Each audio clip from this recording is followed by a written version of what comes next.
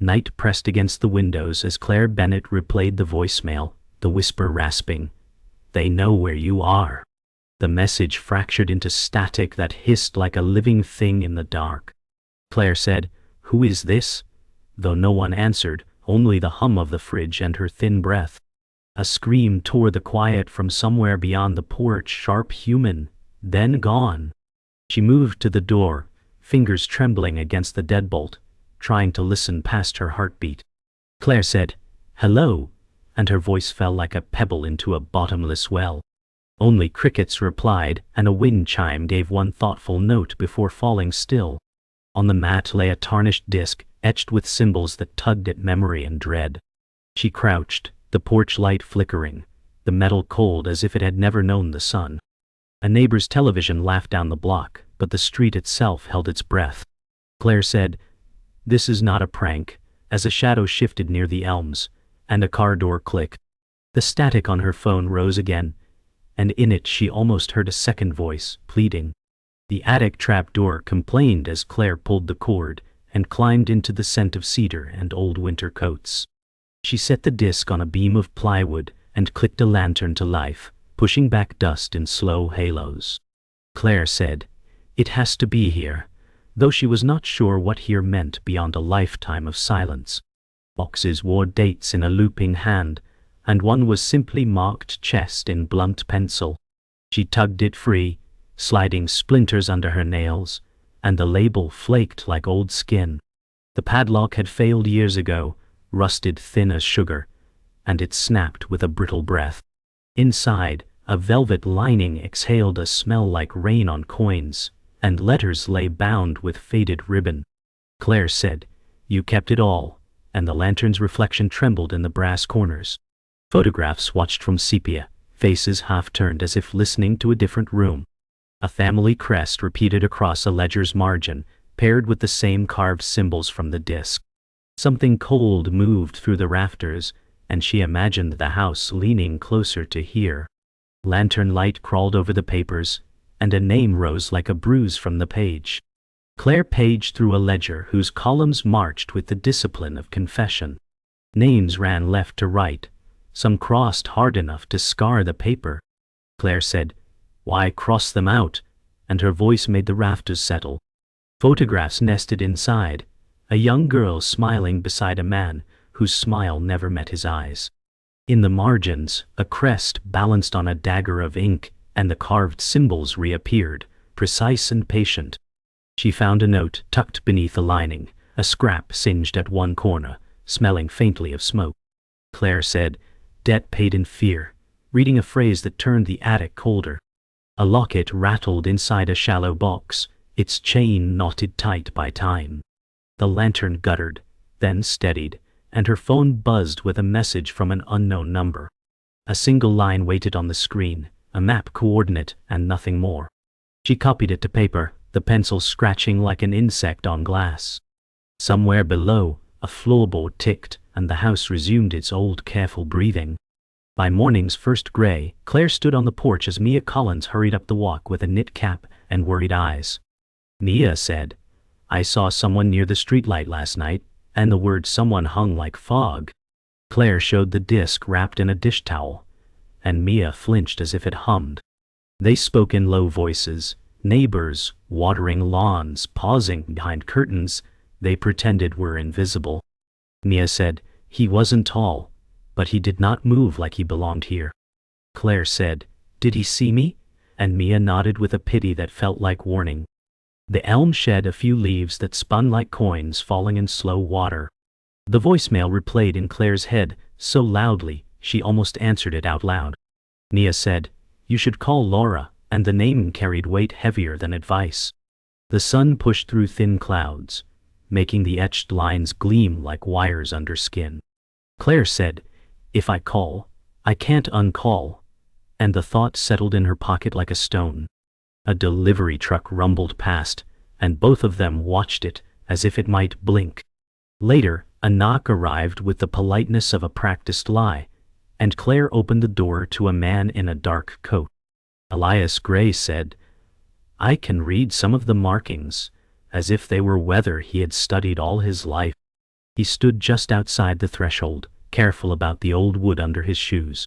Claire kept the towel over the disc and watched his eyes notice everything, without seeming to move. Elias said, "Someone else is looking for this," and the porch seemed to tilt toward the street. She asked how he knew, and he smiled without warmth, as if the answer would cost them both. Inside, the ledger rested where she left it, heavy with names that did not want to be spoken. Claire said, "Why come to me?" and he said, "Because you found it before they did."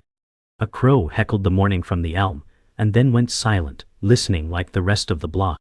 Elias glanced at the edges of the towel, tracing the pattern in air with one finger. Claire said, "If you lie, I will know," and he nodded with the weariness of someone who believed her. The door stayed half open, like a witness who could not decide where to sit. Claire lay awake on the couch, the lantern's glow still haunting her mind, though dawn had come. The disc sat on the table, its edges gleaming like a dare she refused to answer. She whispered, "I should burn it," but even the thought made her chest tighten. Her grandmother's absence felt heavier than the house itself, an emptiness shaped like love and warning. Every creak above reminded her of the chest waiting in the attic, like a secret with teeth. She thought of the scream, the shadow, and Elias's warning that others wanted the relic. Claire said, "Why me?" But the house never answered, only the tick of the clock. Her reflection in the window looked like someone older, already worn by secrets. She pressed her palms against her eyes, but the symbols still burned, etched into memory. The sound of a passing train rattled the walls, and she wished it could carry her fear away. Her phone buzzed with a missed call from an unknown number, and she silenced it without looking. Sleep never came, only the certainty that she could not leave the past buried.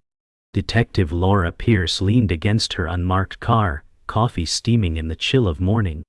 Claire said, "I need you to see something," her voice clipped, holding the towel-wrapped disc like contraband. Laura's gaze hardened, the kind of stare trained to peel back lies and measure truths. She said, "You don't know what you're carrying, Claire," and her tone mixed warning with regret. Claire shook her head. "I can't hand this over, not yet," words sharp as broken glass. Laura sighed, rubbing her temple, memories pressing through her composure like cracks in a wall. Her badge caught the sun, a reflection Claire did not trust to hold steady. Laura said, "At least let me help you before this swallows you whole." The street was quiet, but the hum of a patrol car idling nearby hinted at unseen ears. Claire tucked the disc closer, feeling like a child hiding stolen candy. She said, "You always said the truth mattered, prove it." And the challenge cut deep. Laura looked away, and the silence between them weighed heavier than an answer. Claire returned to the attic, tracing her grandmother's handwriting on a box marked Abby. The name carried weight she could not explain, a ghost pressed into cardboard. She pulled out faded photographs, a girl with bright eyes and a ribbon in her hair. Claire said, "Who were you?" her voice softer than the settling dust. A folded letter spoke of shelter, of keeping someone safe from unseen hands. The words trailed off into smudges, as if the writer could not finish what memory demanded. Claire felt the attic lean closer, listening as she pieced together fragments. The ledger had Abby's name written, then crossed with a violent stroke. Claire whispered, "You disappeared, and no one said a word," anger cutting through fear. The locket she found earlier seemed to belong to this girl, its photo worn smooth. She traced the image with a finger, imagining a story that ended in silence. The attic held its breath, and she realized this chest was never meant to be opened. Claire sat across from Laura at the kitchen table, papers spread like confessions. She said, "You kept telling me to move on, but this is why I can't." Laura scanned the ledger, jaw tightening as if each name punched through her armor. She said, "You don't understand what you've found," though her voice carried guilt like a stain. Claire leaned forward. "You think hiding this will protect me, but it didn't protect Abby." The clock ticked, sharp as a metronome, measuring their silence between words. Laura said, "If this goes public, it ruins more than memories, it destroys people still breathing." Claire shook her head, eyes burning. "Better destroyed than buried." The detective's shoulders sagged, her fight dulled by the truth she had carried too long. She pressed her hands flat on the table, as if bracing against a wave. Claire whispered, "If you want help me, I'll do it alone," and the vow chilled the air. Laura closed her eyes, knowing she could not stop what had already begun. Evening settled in golden shadow as Claire walked the block where the scream had torn the night. She carried the copied coordinates, the paper folded and damp with sweat. Every house looked ordinary, but ordinary no longer fooled her. She paused near a storm drain, where a faint crest was scratched into the rusted grate. Claire said, "It's the same mark," her breath clouding in the cooling air. A dog barked somewhere distant, but the street itself felt emptied of life. She knelt, fingers brushing the metal, its chill deeper than the night around it. A car slowed at the corner, headlights crawling across the pavement like searching eyes. She stood quickly, shoving the paper into her pocket, watching the car idle too long. The driver never looked at her, but she felt the stare anyway, prickling her skin. Claire whispered, "They know I'm here," as the engine revved, and the car drifted away. She stayed rooted until silence returned, the street holding its secrets with ruthless patience. Elias spread the copied symbols across Claire's table, arranging them like a map of old wounds. He said, "This phrase repeats," and tapped a line that looked carved by a careful hand. Claire watched the ink as if it might move, her pulse sensing with the clock's hard tick. Elias said, "Debt paid in fear," and the room shrank around the words. He warned that patterns like this marked agreements no one survived intact. Claire said, "Then someone paid," and pushed the ledger closer to his reach. He traced a crest beside a date, and the paper shivered beneath his finger. Elias said, "If we keep digging, they will come to collect what they think is theirs." Claire answered that silence had already collected enough from her family. She spoke of the scream, the drain, the coordinates that would not leave her mind. Elias said, "We set terms now, or they set them for us," and folded the page with care. She nodded, not trusting the moment, yet unable to step back from it. Jonah Reed arrived at the diner with a folder that had seen too many hands. He slid into the booth and said, "City Archives after closing, but I want to look at the chest." Claire kept her palms flat on the formica and weighed the trade. The waitress poured coffee that smelled like late shifts and bad decisions. Jonah said, "I'm not a miracle," and his smile admitted all the ways he had learned that. Elias watched the street through the window, counting passing cars by habit. Claire said, "You get one look," and the words tasted like risk. Jonah pushed the folder forward, deeds and donation trails clipped in grim order. He said, "These names circle the same charity, year after year, always after a scare." Elias said, "They laundered fear into goodwill, and the joke had no air in it." Claire felt the plot tighten like a knot you stop noticing once it bites. Jonah said, "Tonight," and the coffee steamed between them like a small oath. Sheriff Tom Rourke met them on the courthouse steps with a practiced welcome. He said, "You folks doing a little genealogy," and his laugh did not reach his eyes. Claire kept the towel-wrapped disc hidden under her coat like a heartbeat. Jonah asked about missing files from the year the crest first appears. Rourke said, "Paper gets lost," and let the words lie between them like a dare. Elias watched the sheriff's hand linger on the ledger copy, a touch too familiar. Claire said, "We're looking for Abby," and the name landed with the weight of weather. Rourke said, "Old stories hurt people who had nothing to do with them." Jonah said, "Old stories also bury the ones who did, and the air cool." Rourke handed back the copy with the gentleness of a warning. He said, "Leave this to me," and turned already done listening. Claire felt the choice harden, and it did not favor silence. Professor Edgar Lang opened his office with the reverence of a chapel. Stacks of journals rose like narrow cities, and every surface held a careful mess. He peered at the crest through a loop and said, "This was not a club, it was a covenant." Claire said, "Bound by what?" And he answered, "By what people fear to confess." He pulled a monograph from a shelf and traced a seal that matched their copy. Lang said, They dissolved after an accident at the old theater, and the word accident tasted studied. Elias asked who kept the records, and Lang's eyes flicked to a locked cabinet.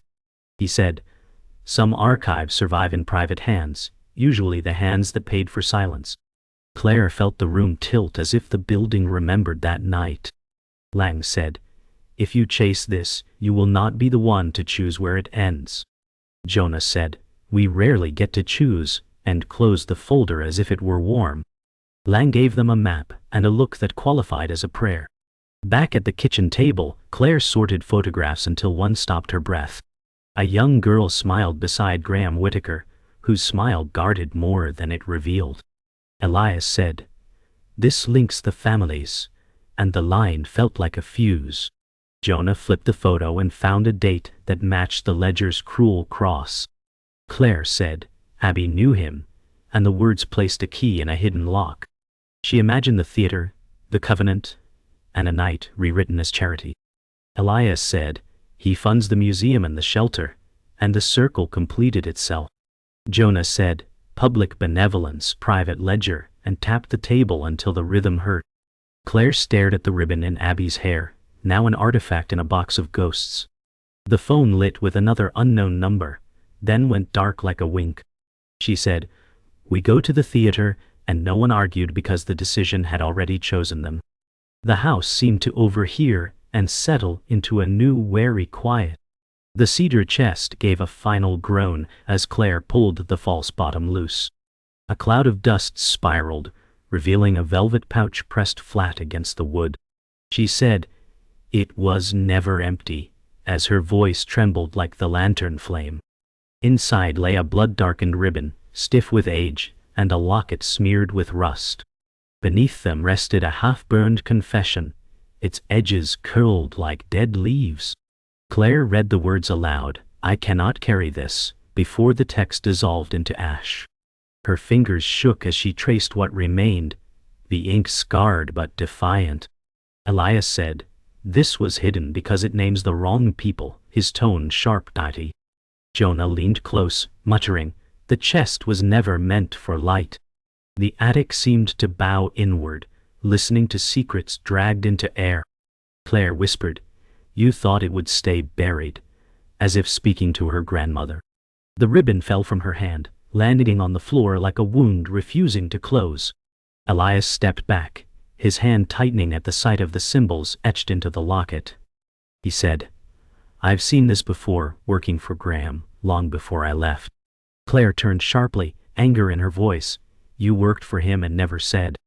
Elias answered, "I walked away when I realized he carved warnings into his own walls." The lantern light cut across his face, drawing the shadows deeper into his eyes. Jonah said, "So you were inside the machine, and now you hand us crumbs." Elias fired back, "I stayed alive, which is why I know what you face." Claire whispered, "You let me walk into this blind," her breath breaking like glass. Elias said, "I tried to protect you by keeping distance, but distance is gone now." The locket swung in Claire's hand, its weight heavier than any explanation. She said, "If Graham built this, then Abby's silence was his design."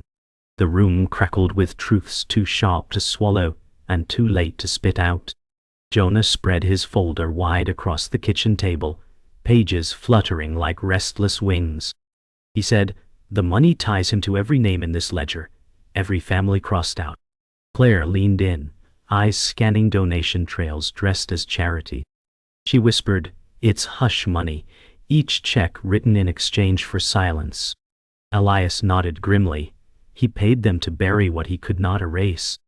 Jonah said, "The dates line up with the screams, the disappearances, the sudden good deeds." The lamp flickered once, and Claire swore the ledger breathed.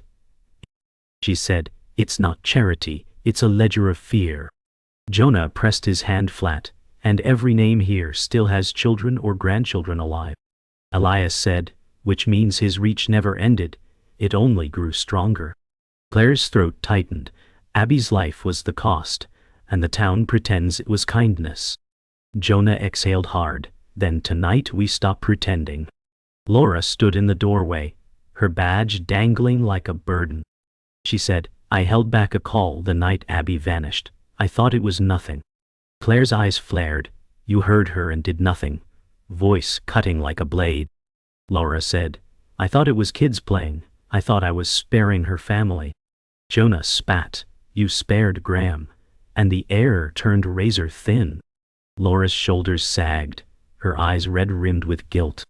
She said, I live with that night every day, and now you live with it too. Claire whispered, You're supposed to protect us, but you protected him. Laura pressed her palms to the frame as if it could hold her upright. Elias said, Your silence gave him more time, voice colder than the night outside. Laura snapped. I am not your enemy. I was weak, and weakness is not the same. The truth settled like dust, leaving them no comfort, only a heavier weight to carry. The chest lay open on the table. The half-burned confession spread like an accusation. Jonah traced the words, his finger trembling as he reached the name Whitaker. He said, Abby was his sister, Graham's blood, and he erased her. Claire staggered back, the truth cracking the ground beneath her. Elias whispered, The chest was never a record of victims, it was his vault. Laura muttered, The family knew, and they let him write history in fear. Claire said, He silenced her to protect himself, and the chest was his alibi. The air thickened, every shadow a witness refusing to leave. Jonah said, This isn't just corruption, it's bloodline betrayal. Claire pressed her hand to the table, steadying herself, whispering, He buried her twice. Elias said, Then the chest is not our discovery, it's his confession. The lantern flame snapped, and the room plunged into silence like a held breath. The knock at the window came soft but deliberate, drawing Claire into the dark. She pulled the curtain back and saw Silas Hale with a camera pressed to his chest. Claire said, Why are you watching me? But he bolted toward the elm. Jonah chased him into the street, boots pounding against cracked asphalt. Elias shouted, He left something, pointing to a folded note on the sill. Claire unfolded it, the words scrawled like scratches, You have the wrong enemy. Her stomach sank, realizing the watcher was not hiding Graham, but someone else. Jonah returned breathless, saying, He's faster than he looks, ghosting through the alleys. Elias studied the note with narrowed eyes, muttering, This isn't warning, it's diversion. Claire whispered, If not Graham, then who? The question burning through her. The elm rattled, though no wind stirred, as if the trees carried secrets in their branches. The house loomed around them, no safer than the street that watched back. The raid came at dawn, sirens muted but heavy as Sheriff Rourke's men pushed through Jonah's office. Files spilled onto the floor, maps scattered like torn wings. Jonah said, No warrant holds here, but Rourke's silence was louder than law. Claire shoved past, yelling, You're protecting him, but the deputies ignored her. Elias whispered, They're after the scans, and grabbed what he could from the desk. Rourke said, Step back, Claire, his voice carrying both command and guilt. Jonah shouted, You're on his payroll, and the room crackled with exposed truth. The officers dragged boxes out, evidence of decades vanishing in daylight. Claire's fists clenched, rage building with every paper torn from her reach. Jonah slammed his palm against the wall, swearing he would rebuild it from memory. Elias muttered, They want control, not justice, while Claire's heart thundered in betrayal. The office emptied, leaving them in silence carved deep as failure. Elias found a slip of paper tucked beneath his windshield wiper, the ink bleeding. It read, Return the chest or debts will be reopened. He crumpled it, muttering, They know where to strike. Claire said, So they're not just watching, they're threatening. Jonah spat. They don't bluff, they collect, his voice carrying a bitter edge. The street lay empty, but the note smelled faintly of smoke, as if freshly burned. Elias said, This is Graham's way of reminding me I never really left. Claire's stomach twisted. Then he knows we found Abby's name. Jonah slammed his fist against the car hood, metal ringing into silence. Elias whispered, The chest is bait, and we've bitten too deep. Claire tucked the note into her coat, saying, Then we drag him into light. The wind shifted, carrying the faint echo of laughter, though no one was near. Professor Lang sat at his desk, spectacles low on his nose, decoding the carved crest again. He said, "It's a tithe, a symbol of payments made in silence." Claire leaned forward, whispering, "Families bought survival with secrets." Jonah said, "They didn't buy it. They were forced to pay in shame." Lang tapped the paper. This wasn't currency, it was loyalty purchased with fear. Elias muttered, "A kingdom of ghosts built under one man's charity." Claire's fingers traced the copy, each line cutting like a scar. Lang said, "He kept power by keeping people afraid, binding them to him."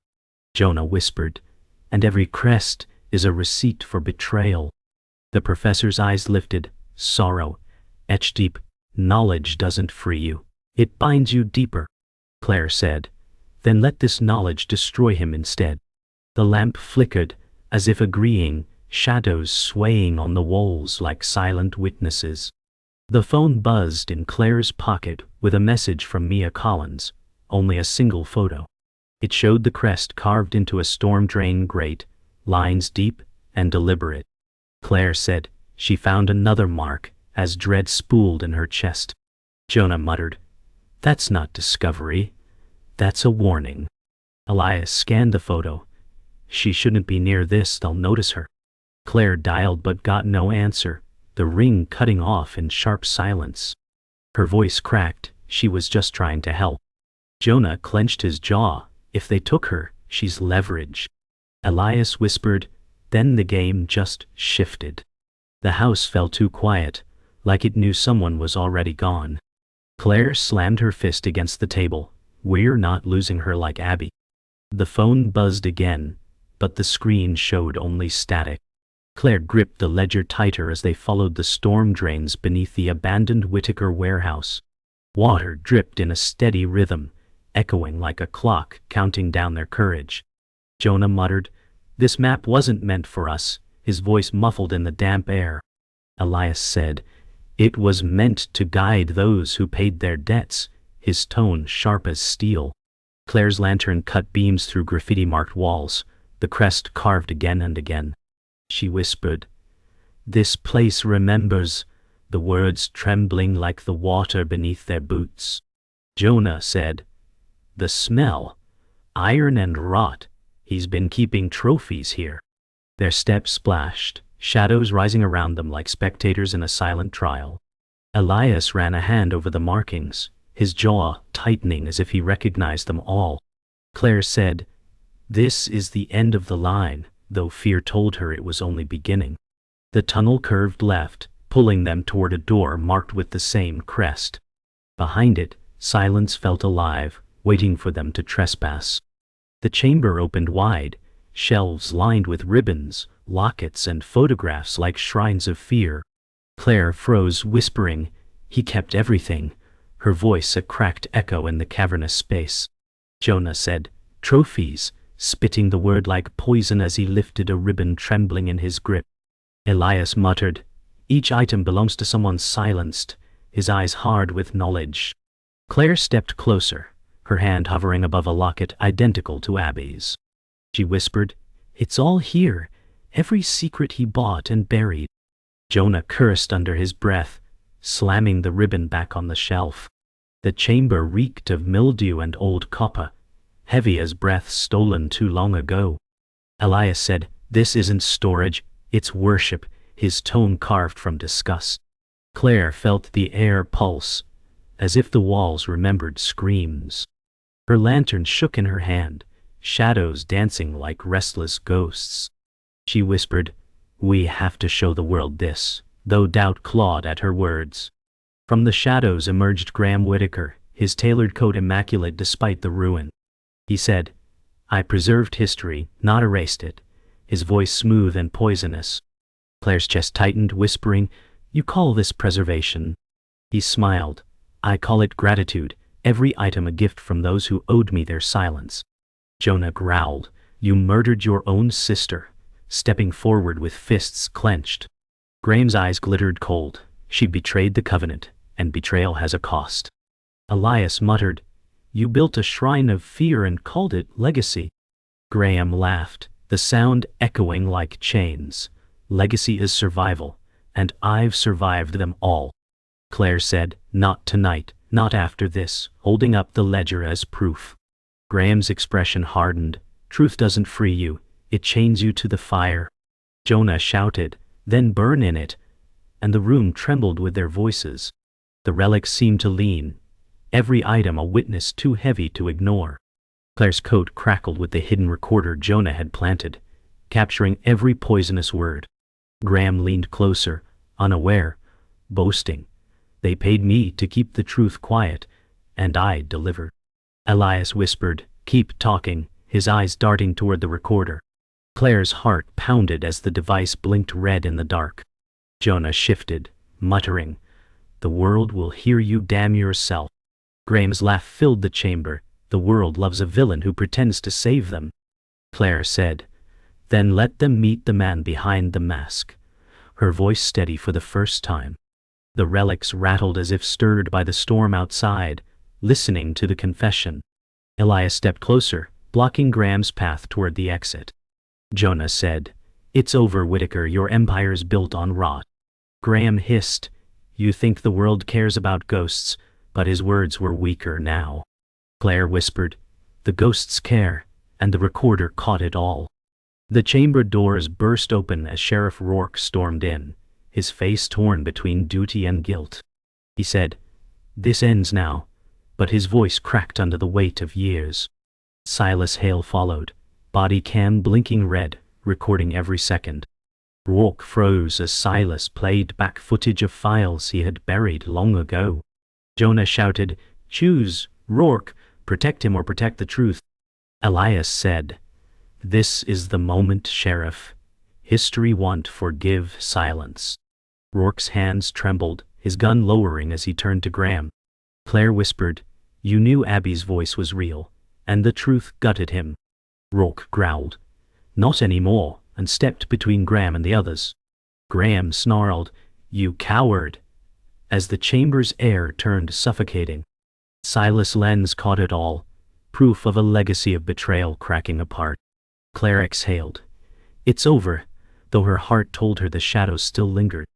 Claire stood outside the warehouse as Graham was led away in cuffs, still smiling. He whispered, the chest is only one of many, and her blood ran cold. Jonah muttered, smile for the cameras, as Silas recorded everything. Laura promised to testify while Rourke stared at the ground in shame. At the precinct, Laura laid down her badge saying, I will testify. She handed Claire sealed files she once hid, guilt heavy in her voice. Jonah scanned them and said, you just nailed his coffin shut. Claire whispered, do not look back, and the silence agreed. In Claire's hall lay a brass key and note from Elias. When the next chest opens, call me first. Jonah checked the street, finding only tire tracks. Claire held the key, whispering, you could have said goodbye. The house creaked like it understood. Rain tapped the roof as Claire locked the attic door. Her phone buzzed with a decades-old voicemail. Abby's trembling voice said, they know where you are. Static rose. Then, a second voice whispered through. Claire froze, whispering, Abby. Claire crossed the attic, flashlight beam shaking. Behind the rafters stood a second chest, identical and waiting. The voicemail shifted. We know who you are. She whispered, not tonight, pulling her hand away as silence deepened.